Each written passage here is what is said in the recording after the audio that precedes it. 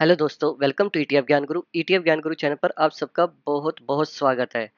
आज 21 मई 2026 की सुबह सुबह मार्केट की चर्चा करते हैं और फैक्टर्स देख लेते हैं कौन कौन कौन से ऐसे फैक्टर हैं जो आज हमारी मार्केट को पॉजिटिव दिखा सकते हैं और नेगेटिव भी दिखा सकते हैं। सबसे पहले हम देख लेते हैं गिफ्ट निफ्टी। गिफ्ट निफ्टी को देखें तो आधे परसेंट से ऊपर ओपन हमें होते हुए दिख रही, जो कि 128 पॉइंट है। तो एक अच्छी बात है कि हम 23,780 और 800 के बीच ओपन होते दिख सकते हैं आज के दिन। वहीं पे हम निफ्टी को देखें, कल के दिन निफ्टी ने कैसा बिहेव किया था। कल के दिन निफ्टी ने 23,659 पे जाके क्लोजिंग दी और जो इसका हाई बना था कल ही के दिन जो हाई बना था वो बना था 23,690 और जो लो बना था गैप डाउन के साथ ओपन हुआ था, तो एक लो भी बना था 23,397। तो अराउंड 300 पॉइंट के कल मार्केट रही थी, 300 पॉइंट की रेंज के अंदर रही थी, जो कि एक अच्छी बात है। गैप डाउन के साथ एक अच्छी खासी क्लोजिंग दी है और क्लोजिंग भी हाई के पास दी है, तो एक अच्छी बात है। वहीं पे देख लेते हैं निफ्टी बैंक देखें तो निफ्टी बैंक भी पॉजिटिव रहा था, ये भी गैप डाउन ओपन हुआ था यही। इसी के साथ Nifty 100 mid cap, Nifty small, Nifty auto, ये सब पॉजिटिव रहे थे। वहीं पर देखें एफएमसीजी और निफ्टी आईटी, ये थोड़ा सा बल्कि कह सकते हैं 1% से कम डाउन डाउन दिखे थे। निफ्टी एफएमसीजी को देखे तो 362 पॉइंट डाउन दिखा था और निफ्टी आईटी 122 पॉइंट डाउन दिखा। बाकी अब और देख रहे हैं तो उसमें भी अच्छी खासी हमें ठीक ठाक तेजी सी दिख रही है, जो कि एक गैप डाउन के साथ ओपन हुआ है, तो उस हिसाब से ये छोटी सी तेजी मानी जाएगी। अब देख लेते हैं प्राइस एक्शन। प्राइस एक्शन को समझना जरूरी है, क्योंकि प्राइस एक्शन से ही हम लाइव मार्केट में डिसीजन ले सकते हैं। देखिए, अभी आप मार्केट को समझो, मार्केट क्या है। मार्केट अभी यहाँ से लेके ऐसे रेंज में चल रही है, ये देखिए।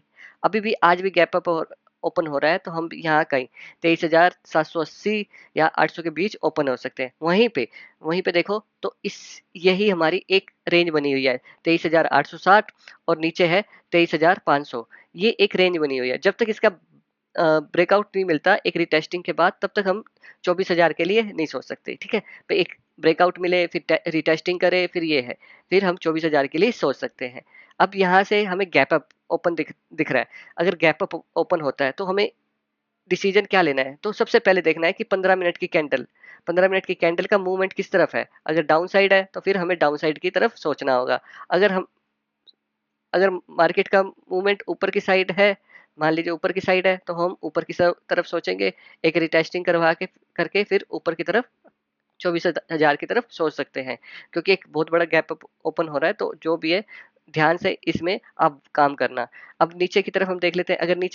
अगर गैप डाउन के साथ आता है तो हम यहाँ तक आ सकते हैं। ठीक है, अगर यहाँ तक आ सकते हैं, वापिस से हम ऊपर जाते हैं, तो एक अगर हमने नीचे जाना होगा तो ऐसे हम नीचे जा सकते हैं। ठीक है दोस्तों, ये हो गया हमारा डाउन साइड और अप साइड का मूवमेंट। ये तो हो गया डेली के बेसिस पे।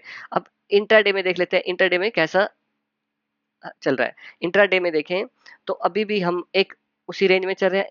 अब एक हम लाइन निकाल लेते हैं, जो कि हमें एक लेवल निकाल के देगी। यहाँ से तो हमारा हो गया, जो कल का हमारा क्लोज था वहां पे हमने एक लगा लिया स्पॉट। 670 का एक अच्छा खासा स्पॉट है, और जो हम गैप अप ओपन हो रहे हैं तो अराउंड यहाँ आसपास 23,780 या फिर 800 के बीच में ओपन हो सकते हैं। फिर उसके लिए जो एक रेजिस्टेंस बन जाएगा, 23,860 का रेजिस्टेंस बन जाएगा। अगर यहीं से नीचे आता है तो फिर यहाँ पे जो स्पॉट बन जाएगा 23,675 का एक स्पॉट बन जाएगा।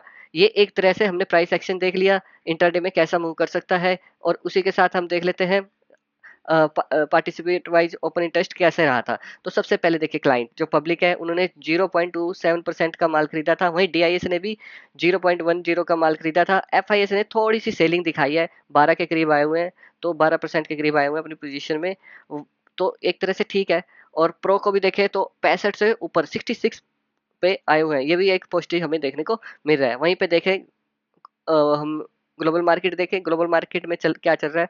तो ग्लोबल मार्केट में जो डाउ जोन्स का फ्यूचर है वो 72 पॉइंट डाउन दिख रहा है। ठीक है, वहीं पे एस एम पी 500 देखें तो 1% की कल ही तेजी दिखाई। नेस्डैक ने 1.5% से ऊपर की तेजी दिखाई।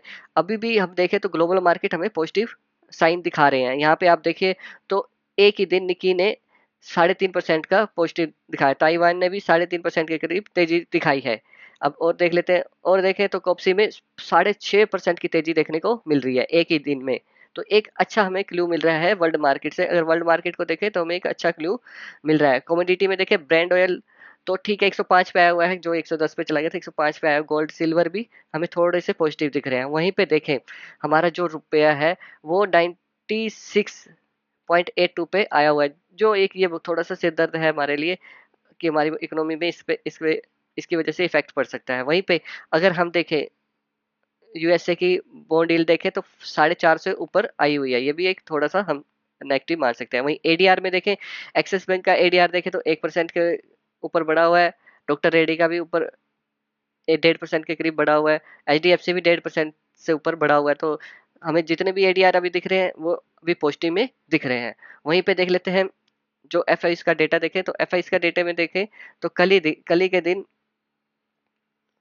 अ, थोड़ा सा इसको छोटा कर लेता हूँ तो थोड़ा क्लियर हो जाएगा। ठीक है, ये जब ठीक है कल ही के दिन यहीं से देख लेते हैं। एफ ने कल सेलिंग करी थी। ठीक है, एफ ने यहाँ सेलिंग करी थी, यहाँ सेलिंग करी है। वहीं पे डी ने बाइंग करी थी। बाकी फ्यूचर में भी सेलिंग करी है, इंडेक्स ऑप्शन में भी सेलिंग करी है कल ही के दिन। एफ तो कल सेलिंग के मूड में बैठे दिख रहे थे।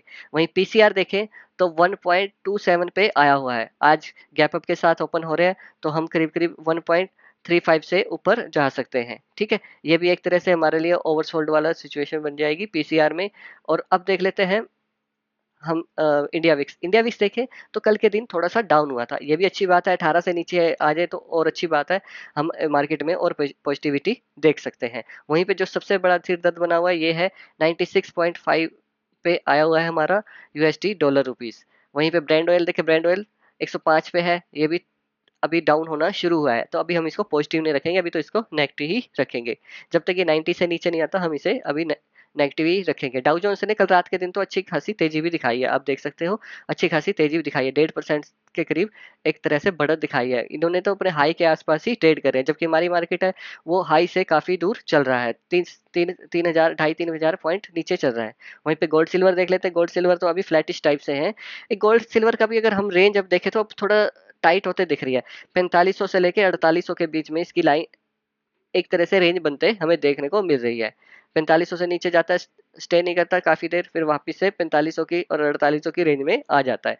वहीं पे देख लेते हैं हमारा सिल्वर सिल्वर का फ्यूचर देखें तो उस 72 से ऊपर है, तो बल्कि हम ये सोच सकते हैं कि हम एटीपी जा सकते हैं। और वहीं पे अगर 72 से नीचे है तो हम एक डाउन साइड की तरफ सोच सकते हैं। वहीं पे देखें बिटकॉइन, बिटकॉइन आज थोड़ा सा पॉजिटिव दिख रहा है, आधे % से ऊपर पॉजिटिव दिख रहा है। तो इन सबको मिला के आज हम देख लेते हैं क्या क्या हमारे क्लू हैं जो हमारी मार्केट पे इफेक्ट कर सकते हैं। सबसे पहले देखो गिफ्ट निफ्टी पॉजिटिव एक तरह से गैप अप ओपन हो रहा है, तो हमें ये पॉजिटिव लेके चलना पड़ेगा। डाउ जोन भी पॉजिटिव है, नेस्डैक भी पॉजिटिव है, एशियन मार्केट भी अच्छी खासी पॉजिटिव दिख रही है। वहीं प्राइस एक्शन देखें, प्राइस एक्शन गैप अप के साथ ओपन हो रहा है तो हम इसे न्यूट्रल रखेंगे। इंडिया विक्स अभी हम 18 से नीचे नहीं आएगा, नेगेटिव रखेंगे। एफ का फ्लो भी थोड़ा नेगेटिव है। डीआई का फ्लो न्यूट्रल है, कोई इन्होंने ज़्यादा परचेजिंग और सेलिंग नहीं की। प्रो को भी हम अब न्यूट्रल कहेंगे क्योंकि 66% के करीब आए हुए हैं। पी रेशो हमारा ठीक है, पॉजिटिव है, ये 21 से है। पीसीआर ये ओवरसोल्ड हो जाएगा तो इसे हम नेगेटिव मानेंगे। डॉलर रुपीस तो नेगेटिव है। वहीं ब्रांड ऑयल देखें, जो ब्रांड ऑयल देखें वो भी हमारा अच्छा खासा नेगेटिव है। गोल्ड सिल्वर न्यूट्रल चल रहे हैं। बिटकॉइन बिटकॉइन देखें तो हमारा बीटीसी हमारा आज पॉजिटिव लेके चलेंगे, तो बीटीसी हमारा पॉजिटिव चल रहा है। तो जो हमारे फैक्टर निकल के आ रहे हैं तो आज मार्केट एक तेजी के साथ मिक्स्ड रहेगा, बल्कि एक रेंज में हमें देखने को मिल सकता है, जिसमें कि देखिए आप 1 2 3 4 5 6 जो हमारे फैक्टर निकल के आ रहे हैं वो तो पॉजिटिव में जा रहे हैं। वहीं पे 5 जो फैक्टर हैं वो नेगेटिव में निकल के आ रहे हैं।